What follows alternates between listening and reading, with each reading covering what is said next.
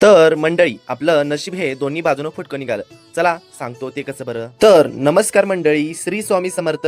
सकाळी का नाही लवकर चहा आणि पाव खाल्ला, नंतर निघालो शेतामध्ये आल्यानंतर एक नंबर असं वातावरण झालं होतं. आईने मला या झाडाच्या शेवग्याच्या शेंगा काढण्यासाठी लावून दिलं होतं.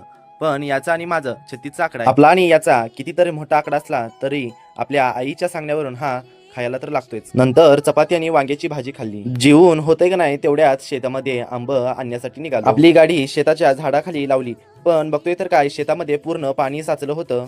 त्या शेतातून जाता येत नाही म्हणून दुसऱ्या वाटेने शेतामध्ये निघालो. बघितलं का माझं नशीब किती फुटकं आहे. पहिल्या आणि दुसऱ्या वाटेला सुद्धा तळ्याचं पाणी आलं होतं. यासाठी दुसऱ्या वाटेने निघालो. शेतामध्ये पोचल्यानंतर बोरं खाल्ली, नंतर निघालो आंबे काढण्यासाठी.